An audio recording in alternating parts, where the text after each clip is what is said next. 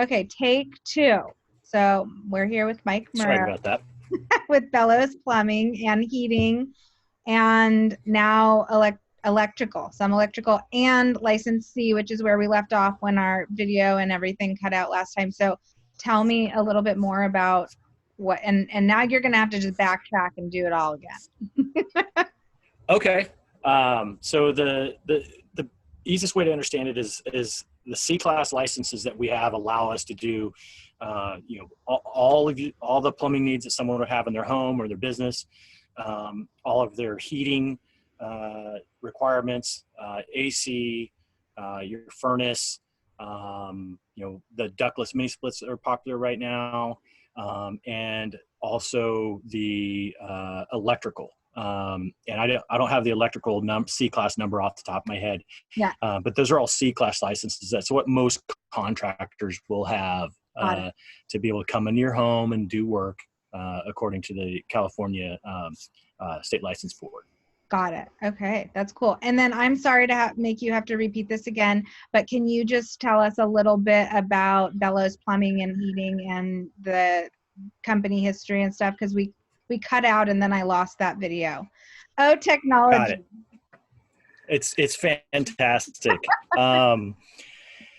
So I mean the basic rundown is that Greg Bellows and Jason Schlunt, who is his son-in-law, which means he married Greg's daughter, Chelsea. They are the owners of Bellows, and I run their plumbing operations and do some other things for them. Greg started forever ago in a day.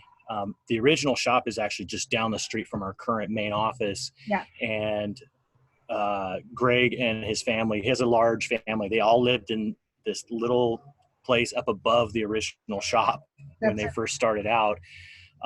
Started with the plumbing license because Greg was doing TI, which is tenant improvement. So, hey, we're going to take this Java juice and make it a Starbucks. Let's change all the plumbing in there. That's what Greg was doing. Hawaii and Southern California, moved up here. Jason married his daughter, said, hey, let's get into plumbing service. So they started a plumbing service company. Pretty soon they went and got their HVAC or the license to work on furnaces. And when I started with them 10 years ago, there were 5 of us. I was just thinking about this the other day when I pulled on call, which is, you work after hours for customers' needs. They have a backup or no hot water or whatever. Hey, you got to get out there and make sure their system's working. I would sleep on this little couch in the shop we had, just waiting for someone to call. And that grew over the last 10 years to over 100 employees. And like I said, between 50 and 60 trucks on the road. We've got a satellite shop in Marin. Mm-hmm.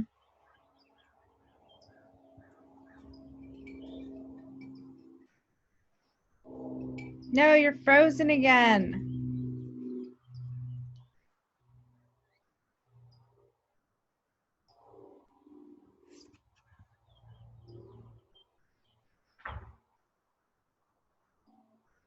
Better connection to my Wi-Fi here. I apologize. Oh, no worries.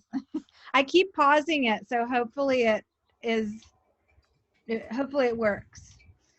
Hopefully it works. Okay, cool. So your little tiny business that you were sleeping on the couch of and taking night calls has expanded to almost 65 trucks, and you're serving our community over the hill, Marin with a satellite, and I imagine southbound as well. Yep. So what have you guys been, actually I saw you at the Santa Cruz Association of Realtors right when they were passing the sewer lateral ordinance for the city and the county, and you were so knowledgeable and calm and just kind of like set this piece of reassurance, which I found very approachable and really perfect, because everybody was like, oh my gosh, what are we going to do? Like, every single sewer lateral in Santa Cruz has to be inspected and or replaced or repaired. So that was, I've been working with Bellows for years, but that was my first in-person meet with you, and I was impressed. So now we're up against, I guess that was probably good for your business, Yes. challenging for ours. So now we're up against this new pivot or shift in the market, in the world market, and in the world in general, as well as our small community. So what are you guys doing? You're still working, you're an essential. What are you doing to serve our community and keep your clients taken care of? So there's a couple spokes on that wheel, right? So the first is health and safety of our employees and of our clients, people that call us and people that have used us for years and we're in their house. There is the business side of it, and then there's this more broader community responsibility that we have. Yep. So let's start with the health and safety one. Okay. At our shop, we have a poster that it's a huge poster, and it says, "The plumber protects the health of the nation." And where that, sorry, I get teary-eyed about crazy stuff, and that's something I love it. It's like the passion comes out, and it's beautiful. That's why you're so good at your job, by the way. What's that? That's why you're so good at your job. Oh, thank you. I appreciate that. What that means is the best example I can think of is our neighbor kid, when he was like in junior high or whatever, needed to do a paper. And he did a paper of how, because of indoor sanitary plumbers, that's really one key thing that helped in the cholera outbreak, right? So plumbers have been dealing with disease for a long time. Not the same way that our medical heroes deal with it, but more in the sense of on the preventative side, right? And so, when this pandemic started to happen, and we pay attention to stuff that when you run a business, you've got to pay attention to what's absolutely have to. And we started seeing shortages in PPE. We started seeing it difficult to get that stuff, mask, glasses, goggles. You need that in your line of work. We do, because trying to use a euphemism here, we touch icky things, right? That's the kindest thing I could say, because this is family friendly. So we know how to use gloves and properly remove gloves, right? And how not to do what's called cross-contamination, and how to respirators, and how to cover our face, and how to use all of that gear. And so the first thing we did was we went to IAPMO, which is kind of this, it's like, if you look for like, what is our who guides every plumber all over the nation, it's IAPMO. It's this organization. Okay. And we looked at the recommendations for COVID-19, and especially when it comes to working with, for example, sanitary sewers, right? Yeah. And the recommendations for PPE were no different than what we'd already been using. For example, you would wear, if you're doing a project where you're working with a bunch of existing cast iron waste systems, and you're taking it apart, the sanitation procedures are the same. The face shields you use, all of that. And then we looked at and we thought, okay, we've got this. Yeah. We're used to this. We've been doing this. What we did differently was we added a few extra things. So we've always worn shoe covers, or what we call floor protectors, when you go in a house. Okay. So you don't spread what's outside into the house, right? You can't take your boots off because you come in and out of the house all the time. You can protect the cleanliness of the house. Right. We've always had as one of our main objectives or sayings is, leave it cleaner than when you found it. Yeah. That's right. So if we're working in your bathroom, we're going to clean that area where we're working in. Yeah. And you may be embarrassed because there's a spot where we stopped that we weren't working in, and now you can see like, oh, I need to need to do some sweeping over here. Not in my house. I almost did the interview in my bathroom. I bleached both of them from top to bottom yesterday, and I'm like, these are the cleanest rooms in my house. I just want to be in here all day. I was like, that'd be the perfect place to do the interview with Bellows. We're seeing that a lot, and I got a funny story about that later. So the social distancing aspect. So, as soon as the guidelines from the county came down to shelter in place, anybody who did not need to be at the shop, don't come to the shop. Right. If you're sick, stay home. Yeah. Keep in touch. Let us know what's going on. If you get a sniffle, sorry, stay home. Right. Did everything we could to find as much PPE for us without hoarding it, so our healthcare professionals could have it. Right. Got really creative, and one of our folks started making masks and face covers for us. Oh, and awesome. so we distributed these little PPE care packages to everybody who works in the field, right? Who's exposed to individuals. And we stay on top of it. And Greg, the owner, actually is personally distributing that to guys and making sure they have that, which is really cool to see. If you need more, I have somebody I actually just did an interview with. They own EKM Metering, and he's 3D printing the shields. Fantastic. If you need me to connect you guys, let me know and I'll send over his information. I'll absolutely do that. Just a plug for those guys. I've installed EKM meters. Those things are fantastic. You get rebates from utility suppliers because you're monitoring your electricity. You can, if you've got a duplex and you're a landlord, you can monitor digitally water usage. Those things are amazing. That's so good to hear. Amazing product, and that stuff's great. I didn't realize they were local. Yeah. The other thing we've done is it's little things like if you call our shop to book a service, they're going to ask you, how's everybody doing? Or is anybody sick?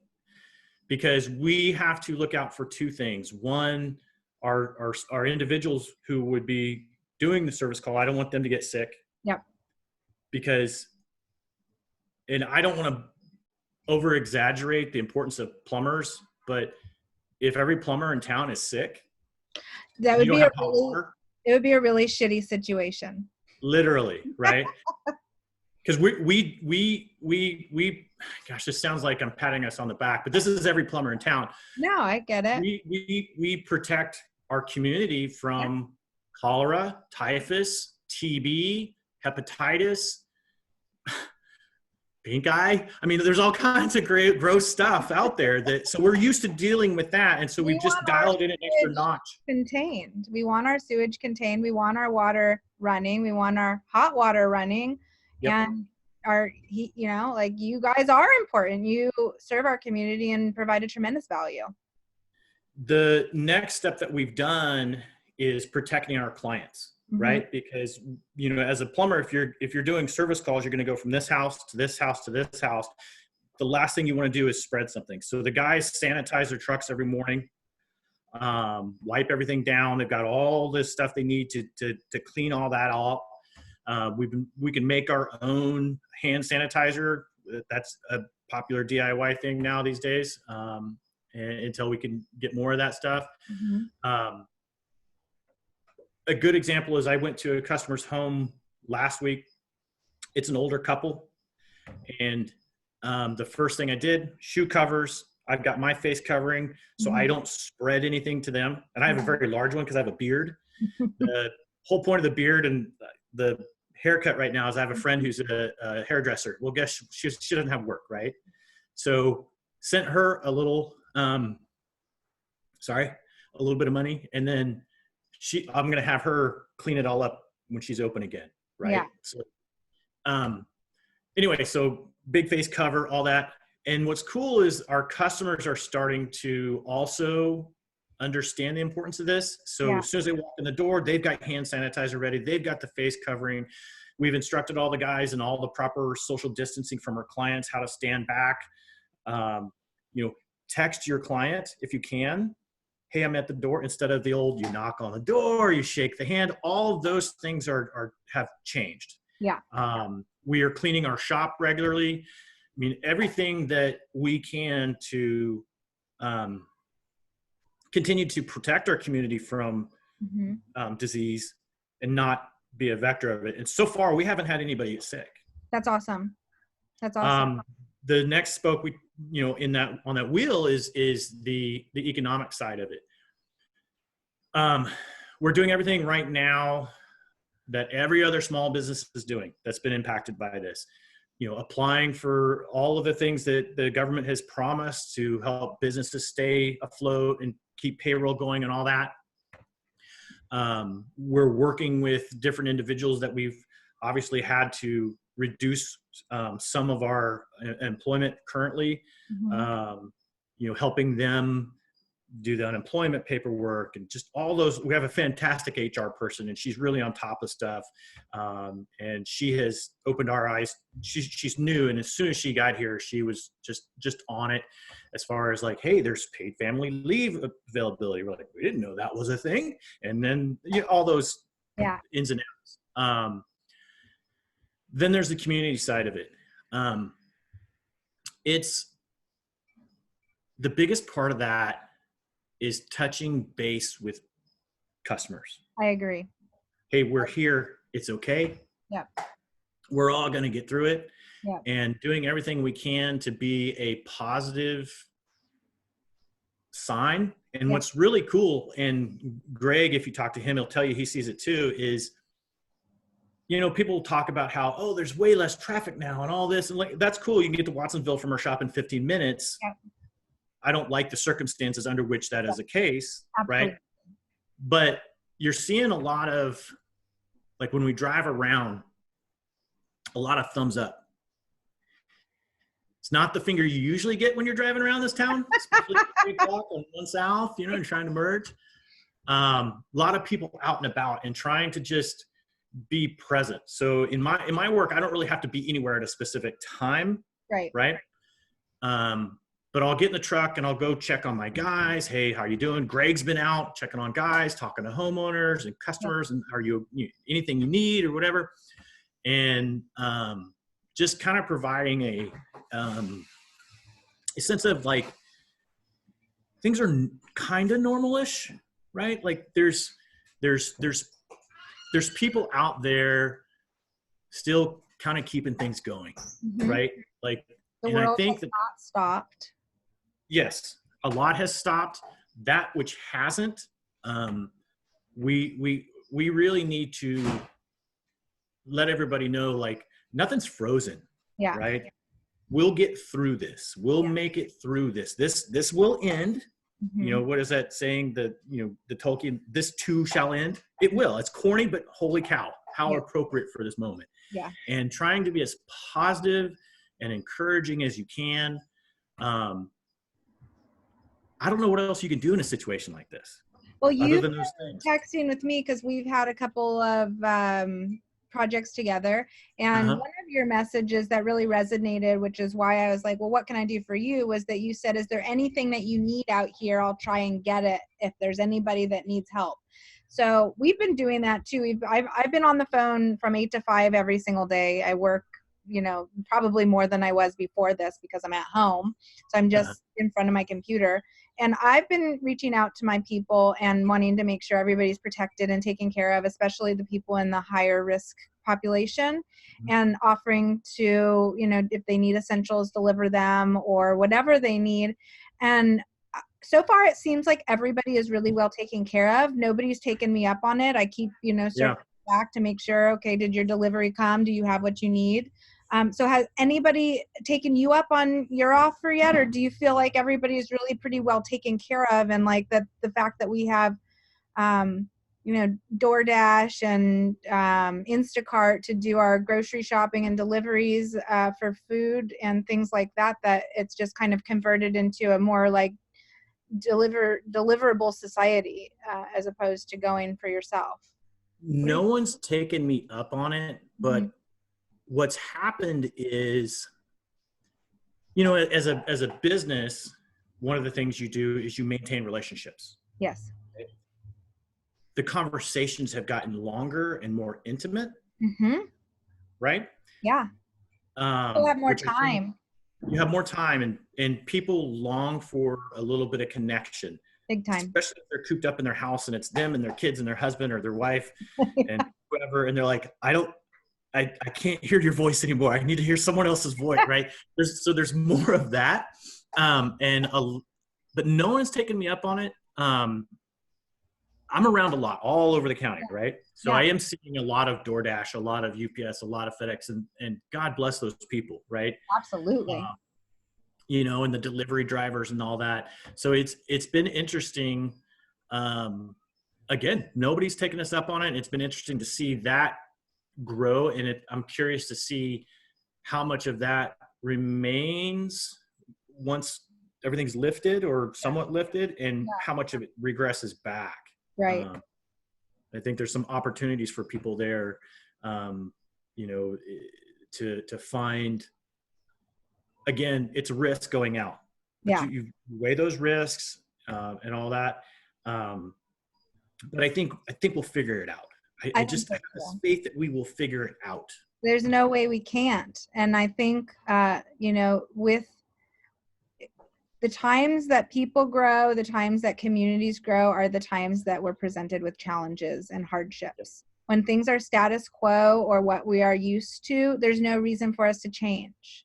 So anytime we have the opportunity to reflect and see, like, within ourselves and within our communities, and change and grow and support each other, I think it's a big, huge, beautiful thing. Again, I agree with you. I think the circumstances are really crappy, and it's horrible that people's lives are being lost and that people's jobs are being lost, and people are, you know, in this horrible situation as far as like health and wealth, which are two huge core components to people's life and stability. But the fact, what is rallying and happening around all of that, I think, is a beautiful thing. It's unfortunate that it takes something such as a pandemic to do that. It's crazy, but if we can remember that, like I was thinking about this today, that we can go about and think about all the bad that's going on right now. Yep. You know, like we had a management meeting today via Google Hangouts. Yeah. And it was all about what can we do to keep this thing going so we can bring people back and all that. And that can be stressful and can be anxiety inducing. I don't want to imagine what it'd be like if I couldn't work right now, or if I was in a situation where I had to work and I was scared to work. Right. Yeah.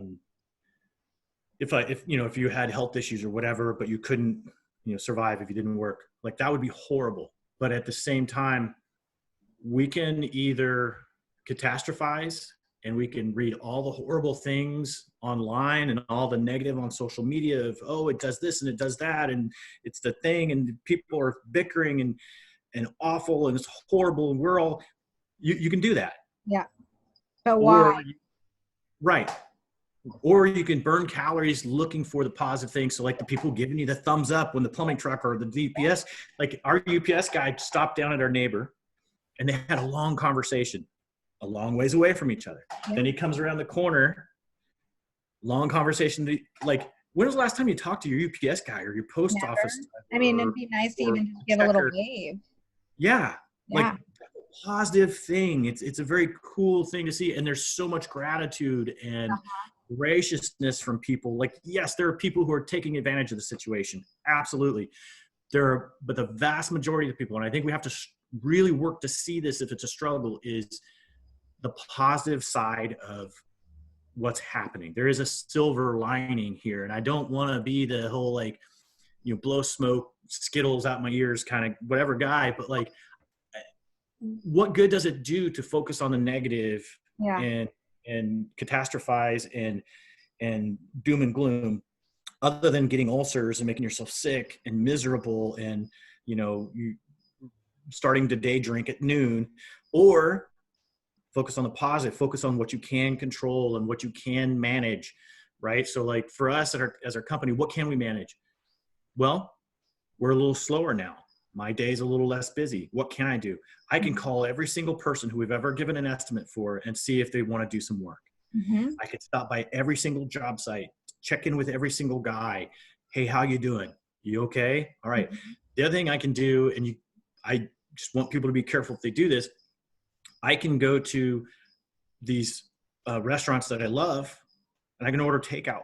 Yeah. I'm a big like food prepper and I never eat out or whatever. Yeah. And I'm like, forget it. Yeah. My lunch, it's going to be at that place tomorrow and that place tomorrow and that place tomorrow. And I'm going to throw them some cash. Like, you can do those things and it feels encouraging. And then when people do that back, like I have a close friend who, she made me this soup in a jar. Aw. And she sat outside and I stood back and we got it. Cause she's been staying at home, like sheltering in place. Let me be careful of her, but she said, and it was so sweet, or like a customer, you come out to go light a pilot on their water heater and you're like, just the service charge, no problem, whatever. And here's a bottle of wine. Aww. Right? It's the generosity, the kindness, the appreciation. Like, if we can absorb all of that, it's going to make this way more tolerable. And I think it'll make the world a better place coming out of it, going back to the hustle and bustle that we're so accustomed to. How long does it take to create a habit? If we're in this long enough, this good stuff will be a habit, right? Yeah. People didn't think you could work from home. Well, guess what? Everybody's working from home now. We figured it out, and stuff is still getting done. Yeah. I think, gosh, if we can just hold on tight and not blow it with the shelter in place and not, go ahead. I said that's the key, is that we need to be really cognitive about following the instructions, following the rules, which I'm a terrible rule follower. I'm like, you telling me what to do? I don't think so, but you're a realtor. You're all like that. You guys are full of like spunk and energy and like, okay, well that's fine, but I'm going to do this over here. Yeah, that rule's for somebody else. Doesn't apply to me, but this one's like a real serious thing. Like, I don't want to be the reason that somebody dies. Yeah. So I'm like at home 98% of the time. We're also working. I can show vacant houses as long as we follow the CDC guidelines and have proper paperwork and stuff. And I have to, because I'm self-employed. I don't get benefits. I didn't get any check in my account. So, I have to continue to work, but we're safe out there. We're doing it the right way. And there's like very strict guidelines, but when I'm not out working, I'm home. And I think that is the most important thing for people to really be doing right now, is stay home. Stay home. Like, it's not a rule just to make a rule. It's a rule to protect humanity. If it takes thinking it this way, like, okay, say you don't think the pandemic is, there's plenty of people who think differently about it. And that's fine. We're all reasonable human beings. Gosh, like, how many times do you touch your face a day and you're like, don't touch your face? Yeah. The hand washing, anyway, tangent, the hand washing's funny because I wash my hands constantly anyway. So I'm like, I'm a plumber. We're always washing our hands. But the other thing is, like, if you don't necessarily buy into, because I have friends who don't buy into it. They're like, oh, it's a hoax or it's a whatever. I'm like, cool. Here's the thing, bro, stay home anyway, because if you think it's a hoax, the longer we let this thing spread, the longer they're going to lock this thing down. So if you want the economy to run, the best thing you can do for the economy is stay home. Yep. Agreed. I agree. Well, and on that, before Zoom kicks us out, because I only have the free version, I'll upgrade one day. I want to thank you for your service, Mike, and taking care of our community and our needs. And I've been doing business with you guys for years and years and years, and you knock it out of the park. And this just kind of reiterates why I keep coming back to you. You have such a kind heart and professionalism, and I just really appreciate that you're out there serving our community and taking care of us. Well, thank you. I really appreciate you saying that. That means a lot. It's not me. It's my people, right? It's the guys that are out digging trenches and putting in water heaters. And I'm so immensely proud of those guys and girls, Jennifer. She did one for me. She was amazing. Oh, she's so great. Like, my biggest issue with her is always like, Jen, wrap up the conversation. We got to do something else here. Stat her on. And people love her. They're like, well, can Jen come out? I'm like, well, I'm okay too. I'm going to ask for her next time. I'm going to be specific. Oh, yeah. She's fantastic. Start writing down my favorite people and just be like, if you don't send this person, we're going to have a problem. We got her a Tyvek suit, and it looks like it's like her dad's Tyvek suit that she's swimming in. But it's our guys in the field. It's the guys that are going out and getting heat on. Summer's coming. It's the guys who'll get the AC on. It's the guys turning on the hot water. It's making sure the gas is not leaking. Those are the guys that I'm so proud of, that they're taking a real risk, and not a single one of them, to my knowledge, I mean, not that some of them are a little worried, Mm-hmm. but not a single one of them has said, nope, I'm not doing this. They've all stepped up. And in fact, their positive attitude keeps me going. Like when I try to show up in the morning, Mm-hmm. but stay away from them because I don't want them to, they're joking and they're in it together, and they're like, hey, I'll run and help this guy, and we'll come do this, and we'll go do this. And they're getting it done. That's And awesome. They're just so amazing. They're the ones who deserve the credit. I just kind of stand back and just watch. They don't even need me anymore. It's they do. You do a good so proud job. of those guys. They need you. Anyway, so Keep doing it. We appreciate you and all that you do. We'll put a little we'll put this little interview out there and let people know you're available. And I just want to thank you from the bottom of my heart for serving our community and just showing up, because it's a bad job no matter what, but I can't imagine what it must be like now.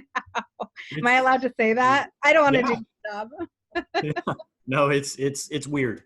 It's definitely strange times. So Yeah. I appreciate it. Thank you, Shamika. Thank you, Mike. I'll talk to you soon. I'll see you on the next one. All right. Thanks. Have a great night. Bye.